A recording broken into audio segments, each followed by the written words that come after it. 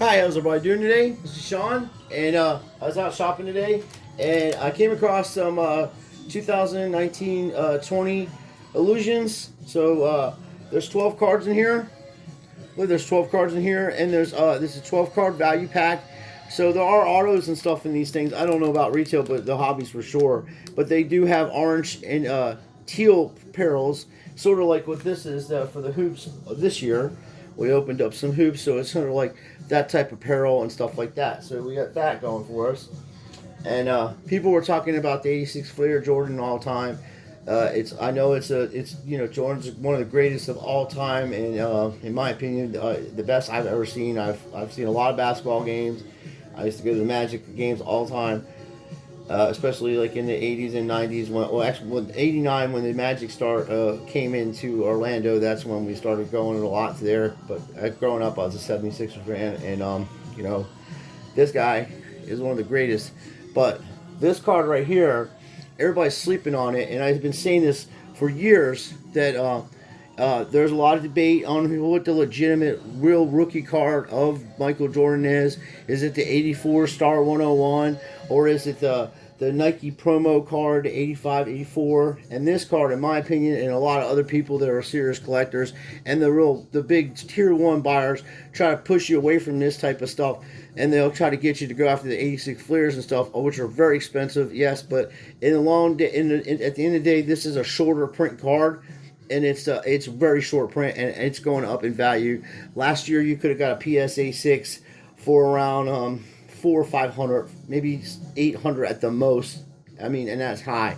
Now a PSA 6 is in the $2,500 range or more. So as I said, you got to watch these tier one buyers, and you got to watch the trend because it's a bubble that's going on right now. The card industry is going to drop. By 2022, when they implement the new tax rules and stuff on eBay and PayPal and all that stuff, it's a done deal. People are gonna the only good thing about this is all these jerks that go out there and retail bandit are going to be stuck with so many boxes of cards. They're going to end up losing their money. They're going to end up having to sell their boxes of cards for less than what they paid for. So that's the good thing about it, and it's coming. Believe me, you heard it here first. So anyway, let's have fun while it lasts, and because you're not going to be able to put a set of anything together, it's going to cost you thousands of dollars. So anyway, this is really cool. We're going to open this up, and we're going to have fun with this. And as I said, I'm gonna ride tight out and see what happens. But I'm pretty good at this type of stuff. I've been doing this. I've been collecting cards and coins and everything like that for since like 1975. So I have old vintage stuff also, which I haven't even brought out any of my stuff yet, really. On previous videos, you can see the videos that I've made in the past. You can go check them out and see most of my collection. This is a cool. I like the way they do these cards. A lot of people don't like them. I love them. I think they're awesome. It looks really cool, and I got a really badass autograph for this guy. It's numbered out of 5. Actually, it's big contenders, and I like that. Like I said, these are all going to get paint sleeves too. Our paint sleeves ready to go. So there's a lot of other players besides Morant and Jake Lehman. He's playing good. I like the way they're doing. They have numbers on here besides the main guys, because I have seen so many players over the years that weren't drafted high that just blow by the number 1 picks in the draft, and their careers are so much better and everything like that. So Chase Santana, nice. I always collect these. There's another guy I liked for a while when I was, now he's excelling because he's really learned how to play the game correctly as a pro, and he's fun to watch. Jamal Murray, I got his rookie card. Oh man, we got a nice. This is beautiful, man. Look at this. Holy mackerel! This is a beautiful rookie. We got Jarrett Culver, man, and this is like a sparkle. I don't know what they call it. It's like it's sparkly, shiny stars. It's a star one, and it's not numbered. I don't see it being numbered. And really nice, real sharp. Corners are sharp on it. He's a good player, and I have a lot of I think that he'll really do well as a pro in the years to come. And of course, he's wearing 23. This is not numbered. We're gonna put this right away in a penny sleeve.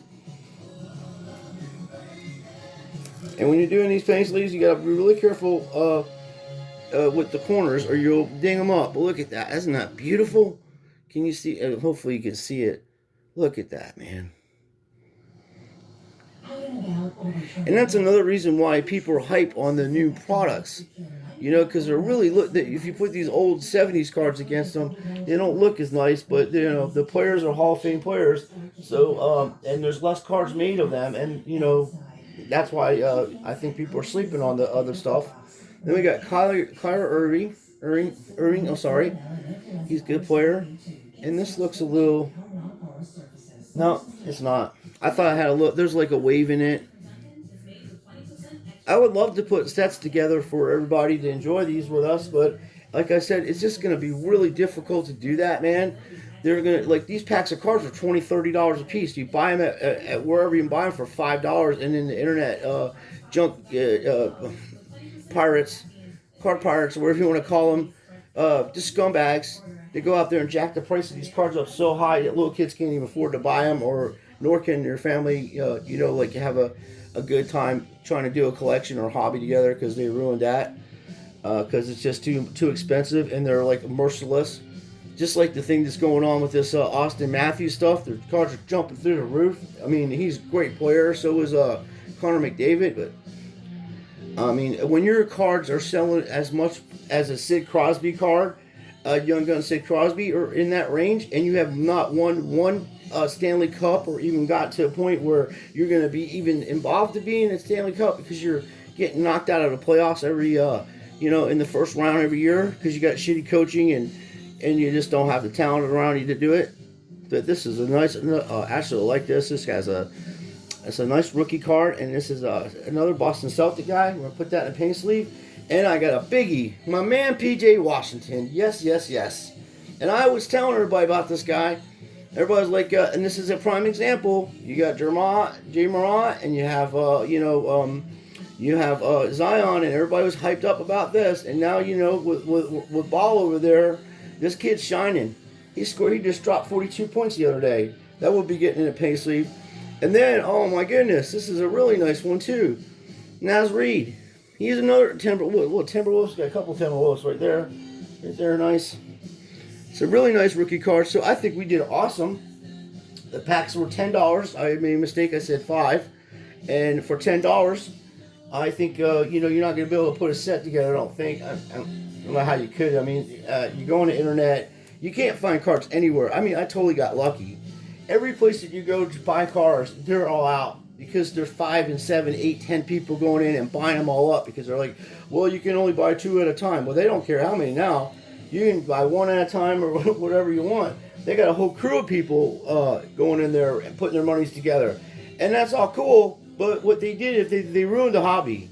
The hobby's gone because of that. Now, because of these pirates that go out there and buy everything off the shelf, they brought attention to the hobby to the level where the stock market's involved in it. And now once the stock market's involved in it, it's a done deal. Like, average people will not be able to keep continuing to buy modern products and put them together in sets. And if you're going to try to buy them off the internet, it's going to be really expensive. And then the people that's selling the cards on the internet or wherever they're selling them, they're going to get taxed so high on those sales, because all the new laws that are being passed in Congress and the Senate on internet sales, you're going to get taxed so high that it's going to be like really tough for you to even sell cards or do business. So the only way that I think you can probably not just get around it, because it actually happens, is to actually do trades. You have to trade and cash or whatever, but it's going to be very, very, very difficult to keep people in this hobby at this pace, because it's too much. I mean, you can't even get your card graded. You can't even get a card graded. You got this guy HGA. That's pretty weak that you can only grade 1,200 cards a week or whatever. Like, that is weak. And then you don't know, the wheels could fall off that. What if that guy goes out of business in a couple months? Like, you understand that PSA and Beckett and all these other companies he's going up against have hundreds of millions of dollars. unless he's in on the grift. I mean, maybe PSA owns part of that company for all we know. We don't know. I mean, PSA can literally buy that guy out in a second, and they can advertise to a point where they can just make it to where, it would be really hard for him to do business. And not only that, if PSA was to do what he's doing, and just go ahead and have your cards when you have them graded, color coordinated, the slab, it'd be a done deal for that guy. It'd be over. And the only thing is that everybody keeps talking about, oh, I'm going to send my card. Yes, you are going to send your cards in to PSA, because you know that keeps value. You know that PSA, and I have big issues with them. I don't like them at all. I think they ruined the hobby to the point where, we're at where we're at now. And that's the reason why these bandits were out there going out and raiding Walmarts and getting all the cards off the shelf, because they're selling you that dream that you're going to get that PSA 10 and get thousands of dollars and on this little investment. So people are dropping $400 on a blaster or a mega box, or even more than that. It's not even a hobby box, keep in mind. It's just a regular retail product. And the only retail products that I have gotten all kinds of stuff out of that Mosaic, all kinds of stuff out of the Prism, huge hits, huge Zions, silver waves, green prisms, pink prisms, all kinds of refractors, all kinds of stuff I have. But for you to make money off that now, you're really going to have to come out of pocket. It's going to cost you $100 card or more, even more than that with insurance and whatever that card's selling for that week. Because they're going to go by the guidelines of what eBay sales are. So, for instance, if Zion got hot that week and had a huge spike where something that was selling for $150 when you send it into to BSA, and now it's selling for $700, $800, or even $1,000, they're going to charge you for that. And then even if he by the time you get the card back, then he retires. You know what I mean? I'm just putting it in perspective. That's how long it takes to get the cards back. So that being said, what I would do, and what I am doing, is I use different outlets to get cards. Flea markets, yard sales, that kind of stuff is cool too. But you're going to have to find a distributor you can trust that's on the internet or on YouTube, or somebody that's trustworthy, and buy directly from them. And I would start saying, I would even say this is to completely not buy any boxes off eBay at all from any of these retail bandits. If they're selling a $20 box for $300, do not give them any business, and that will stop this. Okay, if you're going to spend $300, go on and find a reputable dealer that is actually going to do correct business, and buy hobby boxes. Hobby boxes are 100%ers. You're going to get huge cards in those boxes. That's why there's like short numbers, autographs. What if you get a hobby box and you pull a 1/1 PJ Washington Fab Auto, RA or whatever, they're huge money. There's a lot that has to change, or this hobby is going to be done. You just can't afford. People are not going to be able to afford it, and then when they're buying the product, if they're going to try to flip it, then it's going to be ridiculous. You're going to get taxed out of your ass. You're going to end up losing money because however you're purchasing them, and then you got shipping and you have eBay fees, you have PayPal fees, you have shipping costs, all that. It's just going to be ugly, and you're going to see a dramatic thing. So everybody that has all these cards and are buying all this stuff, when the price of these cards start dropping down like they did back in the 90s, because there were so many of them made. And that's another thing. We just don't even know how many of the prints are running out of these things. You could have millions and millions. To me, in my opinion, I believe we are going through another wax junk era. And just because these cards look beautiful doesn't mean that they make 20 million of them. I mean, I think the Don Ross set in 1990, they had like almost 15, 20 million print. That's what they were saying. That is a hell of a shit ton of cards. That means you have 20 million players, 20 million cards of one player. And of course now, 30 years later, it's weeding out. But how long would that take for you to have it to a point where it's like the Topps baseball, where there's only 500,000 of those cards made, and that's what makes that unique. The same with this Jordan. Like I'm trying to tell you, we don't even know how many cards what the print run was on the '86 Fleer. I've seen so many different things. I've heard so many different things about it, even from Fleer themselves. They're not going to tell you that. We know for a fact there is less print run on this '85 Nike Jordan, which started the whole thing, the posters, the shoes, everything that Jordan is known for. This card started it. Those shoes he's wearing are probably $25,000, $30,000. Even more than that in some countries. I've even heard of people buying them shoes for over $300,000 on private auctions. That's what I'm saying. This card right here is what these types of things are what you're going to go after when the cards do drop. So the real hobbyists and the real collectors, you're going to probably benefit from this. But I don't know if this will ever recover to where your hopes and your dreams and your investments are actually going to pan out later on. We don't know what's going to happen 10 years from now. I mean, people could, 10 years from now, there could be no more card companies, okay? Because the interest is not going to be in it. And once the money runs out on these cards and people stop buying these cards like they're doing in the thousands and 10,000s, hundreds of thousands and stuff, that's when you're going to see the decline of the hobby. Right now, it's hot because, there's a tier 1 buyers, and we're living in a bubble. They've inflated the cards up, and now the cards are dropping. Even the Jordan 86s, even the 70, even the Eddie Murrays and the Ricky Hendersons, all that stuff, all going down in price. The Don Mattingleys, all going down in price.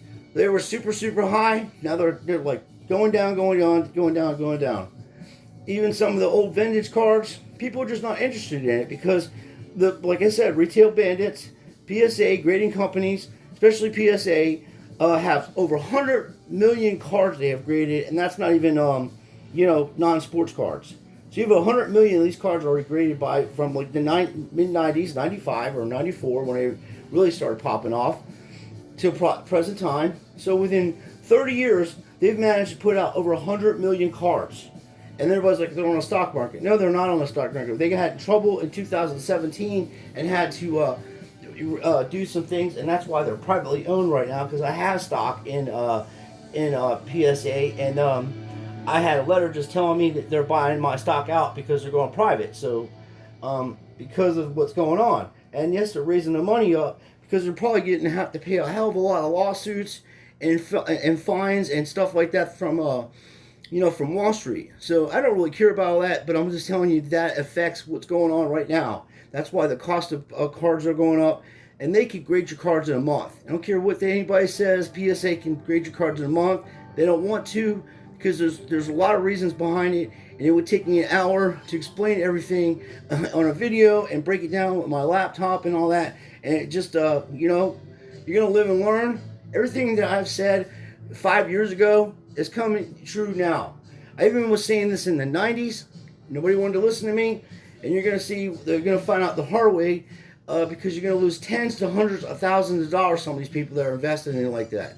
And then these guys on the YouTube channels that during the day I'm a stockbroker and at night I flip cars. You're going to see them drop off the YouTube channel so fast it's going to make your head spin because there's no money in it. Once the money goes in these cards, we'll see half these channels that are promoting this stuff, they'll be gone because they're not hobbyists. They're not doing it for the fun. They're not doing it to collect. They're doing it to flip and make money and ruin the hobby. And that's the way it is, and that's what's happening, and that's why cards are so expensive and outlandishly priced, and keeps little kids from collecting and everybody to enjoy anything. So the flea market business might start picking up because that's about the only place you're going to be able to sell or buy these things pretty soon, or reputable card shops, which are very rare. Every card shop I've ever worked with or even dealt with, and I'm telling you the truth, and over 30 years or more of doing this, I probably met 5 decent people, and the rest are grifters and scandalous people that are just grifting people out of their cards. And people come in, don't know what they have. They buy it off of them, tell them it ain't worth nothing. They know it's worth something. I was in a card shop in Ormond Beach. A guy comes in with 1950s Topps baseball and a whole bunch of just books and binders of it. Guy's like, I'll give you $75 for all that. You're looking at, you probably had 700 cards from, from 50 on into the late 60s. Okay, and I don't even and I looked over and saw Eddie Matthews, and I'm like, oh God Almighty, this dude's got Eddie Matthews up in there. Eddie Matthews rookie. I seen a couple Roberto Clementes, and I seen at the end of his career, obviously, my man Jackie Robinson. I seen a couple of them in there, and he's gonna give the dude $75. And he knows that he has probably $100,000 worth of cards there. If you get them all graded, they come back, you sit on them, you just pop them off, 1,000 here, 500 there, and 700 of them things. You know what I mean? Binders, because my binders hold 360 cards, and he had about 10 binders, and the other binders, the thicker binders, the zip ones, they can hold close to probably 400 or 500 cards alone. So there was a shit ton of cards there. And I'm just sitting there, and we just walked out because I was like, I ain't gonna do business with a guy like that. I won't give him a cent of my money because somebody that's gonna do that to somebody that probably wouldn't need some money for rent or whatever the case might have been. You just grifted him out of all that stuff. And the guy was smart enough to walk right out of there with him. I said, good for you, bud. He's like, can you believe that guy? I was like, yeah, I do. That's what they do, bro. So anyway, find yourself a good, reputable person. I've been watching this one guy on here, and I usually, when it comes to finances, I don't really promote anybody or anything, but this dude, Extreme Sports Cards, seems to be a cool guy. He's straight. He calls out grifters and all that, and I like that about him. And he's got, does business and been doing it for a while, and he's got a lot of people that's on his channel. So I'm probably going to be doing business with that guy and work something out because he seems honest to me, and that way I can just buy boxes for Ashley and I and Joshua, and we have fun with it. And I know that I can trust somebody, So I appreciate you guys watching. I know it's a little longer for just a couple cards, but there's some things we had to go over, and it's really important that you know this stuff because I just don't want you to lose all your money, man. And this can get addicting, and it get expensive. Like these, we found these park houses a while back, but they're $20 a box, okay? And there's maybe an autograph in there, but everybody's gonna be looking for the Alexei Lafayette, and he's badass, good player. But Sid Crosby's got Stanley Cups, and his stuff ain't even as expensive as these new guys. Like Connor McDavid, okay, you got a bunch of points. Where's your Stanley Cups? You're going to be one of the greatest, break all the records like Dan Marino and have no Stanley Cups, but he's a great player. Without a Stanley Cup, a World Series ring, or a Super Bowl ring, you're just like it, because anytime, if you've seen the NBA channel, anytime that Shaq and Charles Barkley start getting into it, and then Shaq just says, look, I got these rings, what do you have? You know what I mean? That shuts the conversation down in the pro world. And along with collectors. Ken Griffey Jr., there's a bunch of other guys like that. Tony Gwynn, God bless his soul, one of the greatest hitters. But they have, titles and stuff, at batting titles and defensive players of the years. None of these dudes are doing any of that, Lucas cards are selling for $3 million and stuff like that. You guys never won a shooting title, no defensive player of the world, none of that. No championships, nothing like that. So go ahead and that's what I'm saying. That person who sold that $3 million card to whoever bought it was probably one of his friends or connected inside to boost the sales of those type of cards up because they're in a bubble. And then once they get their money out of it, they drop the price of the cards, and then then you lose money, and that's what they're doing. They're grifters, just like stock market, bunch of grifters. The whole hobby is consumed with grifters, and if you can't spot them out and can't know what's going on, you're gonna get your money taken or your cards taken or both. So be careful what you do. Any questions about anything, and I can help you out, I will do my best to do that. So I appreciate you guys watching.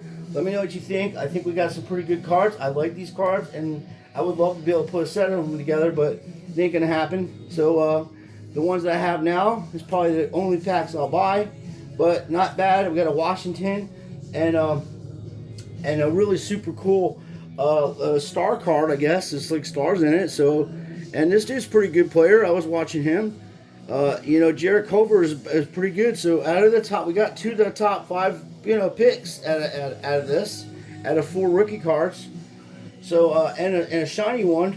Keep that in mind. So thank you for watching. Please let me know what you think of this product if you can find any of it. And don't pay $30 for one of these packs. These are retail packs, okay? And don't pay $30 for any packs actually, unless you're at a shop and someone actually opens the hobby box up right then and there. Because even at the card shops, they weigh the packs and then put the packs that are light or whatever back in the box and sell them to the customers. They're scumbags, like I said. And I catch them all the time, and I don't really care what they say. I'm to a point where I'm over all that. Whatever I see injustice going on like that, I'm just going to call it out and let the chips fall where they lay. You know what I mean? I don't really care what anybody says. I enjoy this hobby, and I just get frustrated seeing it go down like that. So please like and subscribe to our channel, please, and let us know, like I said, what you think. So you guys take care, be safe out there, look over look over each other, and know that God loves you all.